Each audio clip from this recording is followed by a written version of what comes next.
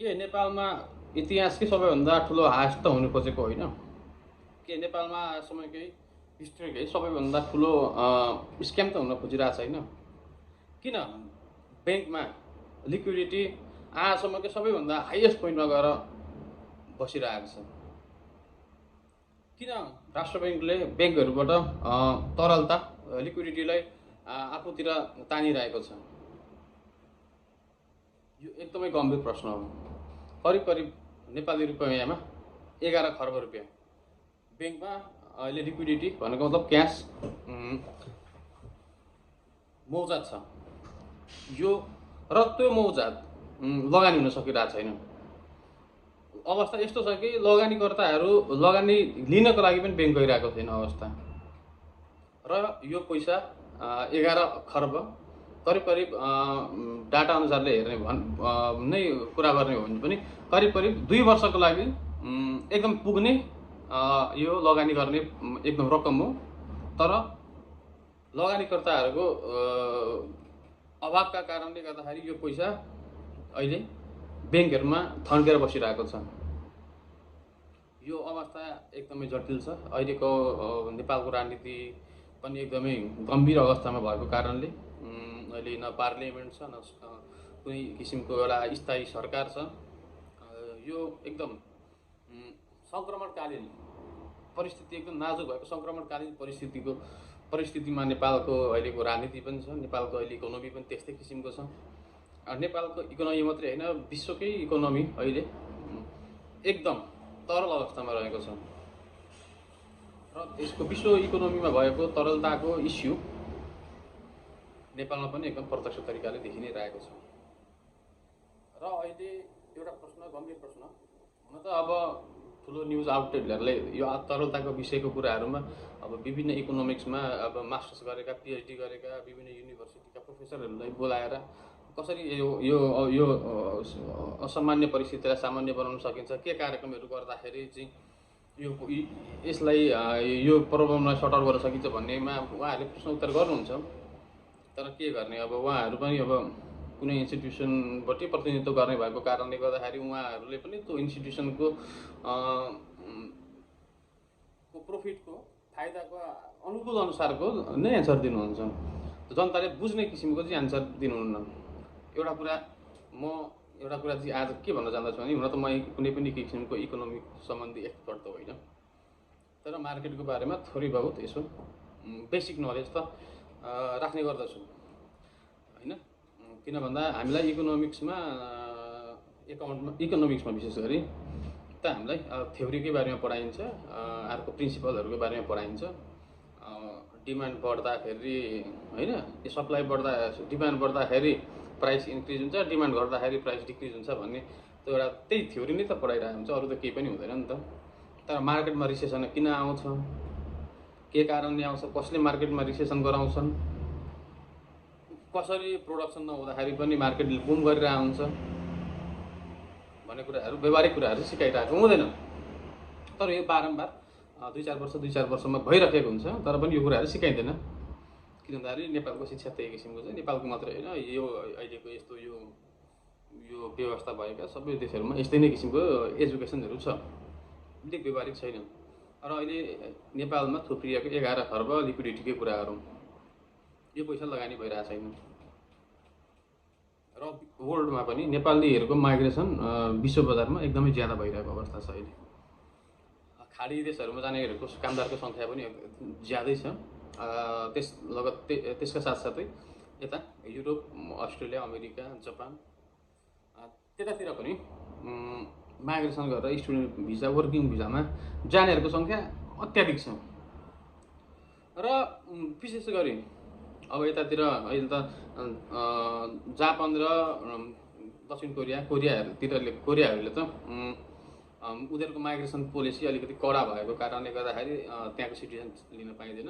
उनीहरूले जसरी भयो भने कमाएको पैसाले कि त्यहाँ बिजनेस नै अब एक्सपान्ड गर्ने हो, होइन भने प्रोपर्टी खरिद गर्नको लागि, अरू बस्नको लागि, घरको लागि त नेपालमै उनीहरूले लगानी गर्नुपर्ने हुन्छ।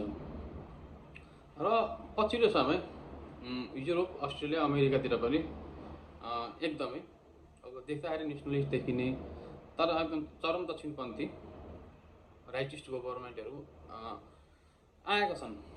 विशेष गरी अमेरिकामा आएको छ एउटा, युरोपमा पनि अब करिब करिब अब अर्को चुनावदेखि एकदमै कट्टर दक्षिणपन्थी दलहरूकै पार्टीहरू नेतृत्वमा, राज्यको नेतृत्वमा आउने सम्भावना एकदम बढेर गएको छ। यो हुँदाखेरि उनीहरूले आफ्नो माइग्रेसन पोलिसीमा, किन भन्दाखेरि इकोनोमिक क्राइसिसको कारणले गर्दाखेरि उनीहरूले माइग्रेसन पोलिसीमा एकदमै ज्यादा फेरबदल गर्ने सम्भावना भएको कारणले गर्दाखेरि उनीहरूले पनि आफ्नो भिजाको विभिन्न रणनीतिहरू चेन्ज गर्ने अवस्था देखिन्छ। भन्नको मतलब कस्तो भन्दाखेरि जति पनि यहाँबाट गएका छन् युरोप अमेरिकातिर, उनीहरूले त्यहाँनिर रेसिडेन्सीको लागि घर बनाउने, घर किन्ने त्यो व्यवस्था, जुन सिस्टम छ, प्रणाली छ, त्यो हट्ने सक्ने सम्भावना भएको कारणले गर्दाखेरि उनीहरूले वहाँदेखि गएर कमाएको पैसा नेपालमै इन्भेस्टमेन्ट, नेपालमै घर किन्नुपर्ने अवस्था आउने भएको कारणले गर्दाखेरि नेपालमा अहिले ठुला लगानीकर्ताहरूले रियल इस्टेट, किनभने त्यो पैसालाई त 11 खर्ब लिक्विडिटीलाई त प्रयोग गर्नु पर्यो। अब त्यो 11 खर्ब सानो व्यवसायले ऋण नलिसकेपछि त अब कसले लिने भन्दाखेरि ठुला व्यवसायले के गर्ने भन्दाखेरि भनेको त्यसलाई रियल इस्टेटमा लगानी गर्ने हो, घर जग्गामै लगानी गर्ने हो। र पछिल्लो समय अब एउटा सहरीकरण गर्ने हिसाबले ठुलो जग्गामा पनि त अब त्यहाँ हकबन्दी लगाइएको हुन्छ। हकबन्दीको कुरा पनि अहिले पछिल्लो समय उठिरहेछ नेपालमा। हकबन्दीको कारणले गर्दाखेरि रियल इस्टेट व्यवसायीहरूले लगानी गर्न पाइरहेको छैन भन्ने समाचारमा आइरहेको हुन्छ। त्यो भन्नाको मतलब के भन्दाखेरि यो हकबन्दी हटाउनु पर्यो भन्ने कुरा छ। यो हकबन्दी घटाउँदाखेरि भनेको फाइदा हुने भनेको केही सीमित समूहहरूलाई मात्रै फाइदा हुने हो, त्यो आम जनताको लागि होइन। र त्यो पैसा लगानी गरेर हाउजिङमा गरिसकेपछि अब उतातिर जुन पर्मानेन्ट रेसिडेन्सीको लागि गएका हुन्छन्, उनीहरूले त पर्मानेन्ट रेसिडेन्सी नपाइसकेपछि त बस्नु त पर्यो। गाउँमा गएर बस्ने सम्भावना अबको त्यो युवा पुस्ताले गाउँमा गएर त बस्ने सम्भावना छैन। बस्ने भनेको त कि त अर्ध सहरी या सहरी क्षेत्रमै बस्ने हो, छेउमै भए पनि, सहरको छेउमै भए पनि, होइन, जहाँ अलिकति भनौँ न सुगम ठाउँ हेरेर बस्ने भएको कारणले गर्दाखेरि उनीहरूले नेपालमा त्यस्ता अपार्टमेन्टहरू, हाउजिङमा, कोलोनीहरूमा घर किन्ने सम्भावना एकदमै बढेर जाने अवस्था देखिन्छ। त्यो भविष्यको कुरो हो। त्यो भविष्यको भन्दा पनि त्यति साह्रो धेरै त्यो आउने धेरै पछाडिको कुरो होइन, धेरै छिटो नै आउने यो कुरा हो। 2-4 वर्षभित्रदेखि नै यो कुराहरू सुरु हुन थालिसक्छ, होइन, धेरै पछिको कुरा पनि गरेको होइन। र यो यहाँको लिक्विडिटी पनि हाउजिङमा र रियल इस्टेटमा लगानी गर्ने अहिले जुन 11 खर्ब थुप्रिएर बसेको छ। र यहाँनिर सम्भावना के देखिन्छ भन्दाखेरि व्यवसाय, नेपालमा त व्यवसायीहरूले त लगानी गरेका छैन, यस्तै रियल इस्टेटहरूबाट मात्रै लगानी छ, उत्पादनमा, प्रोडक्सनमा त लगानी गरेको छैन।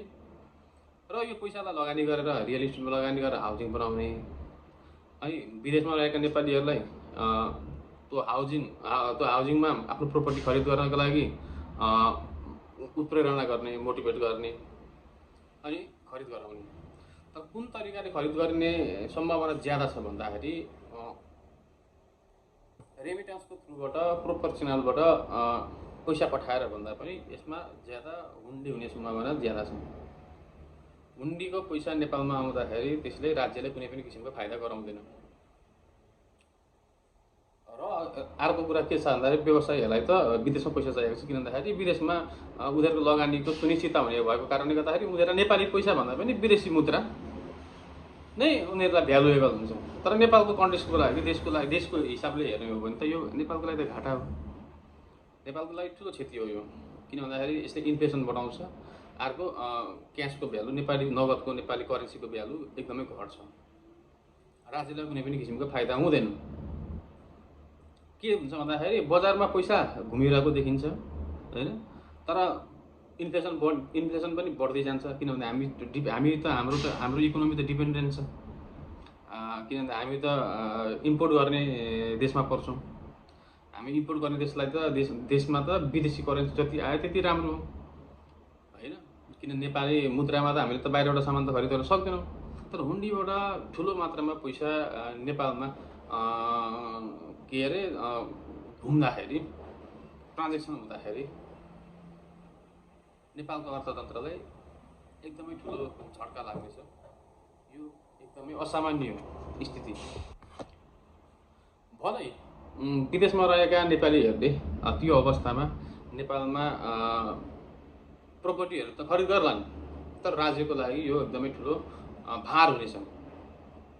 र केही सीमित व्यक्तिहरूले आफ्नो फाइदाको लागि विभिन्न किसिमका कानुनी जुन उनीहरूलाई समस्या छ, जुन सबैभन्दा ठुलो समस्या भनेको त जग्गाको हदबन्दी सम्बन्धी नै कुरा सबभन्दा महत्त्वपूर्ण कुरा हो।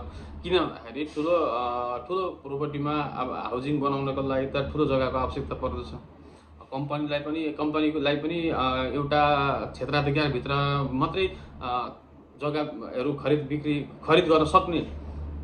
बिक्री गर्न सक्ने हदबन्दी लगाएको कारणले गर्दाखेरि उनीहरूको अहिलेको मेन मिसनै भनेको जग्गाको हदबन्दी फुक्का गर्ने हो। फुक्का गरिसकेपछि उनीहरूले, किन भन्दाखेरि अहिले प्रशस्त मात्रामा ब्याङ्कमा जग्गाहरू थुपेर बसेका छन्।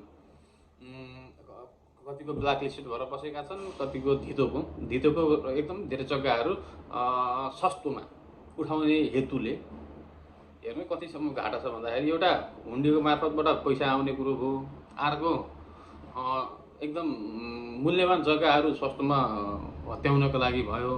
विभिन्न किसिमको अहिलेको अवस्थामा नेपालमा षड्यन्त्र प्रपञ्च रच्न खोजिँदैछ।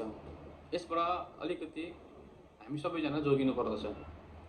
यो बेसिक कुरा हो, तर यो फन्डामेन्टल कुराहरूलाई चाहिँ कस्तो छ भन्दाखेरि अब ठुल्ठुलो पढे लेखेका मान्छेहरूले कम्प्लेक्स तरिकाले त्यसको बारेमा व्याख्या गर्दाखेरि अलिकति सामान्य मान्छेलाई बुझ्न गाह्रो हुन्छ।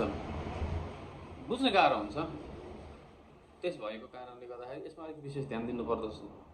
र अर्को कुरा, किन पनि पछिल्लो समय अलिकति नेपालमा किन पनि समस्या छ भन्दाखेरि अलिकति पार्लियामेन्ट पनि छैन, सरकार पनि त्यस्तो एउटा कानुनी हिसाबले बनेको सरकार नभएको कारणले गर्दाखेरि यदि यो सरकारले कानुन परिवर्तन गर्ने कुराहरू गरेर केही सीमित व्यक्तिहरूको, केही सीमित संस्थाहरूको फाइदाको लागि उनीहरूको अनुकूल अनुसारको कानुन ल्याउँदाखेरि उनीहरूको देशलाई ठुलो झड्का लाग्ने होला छ। यसमा हामी सबैजना सचेत हुन जरुरी छ।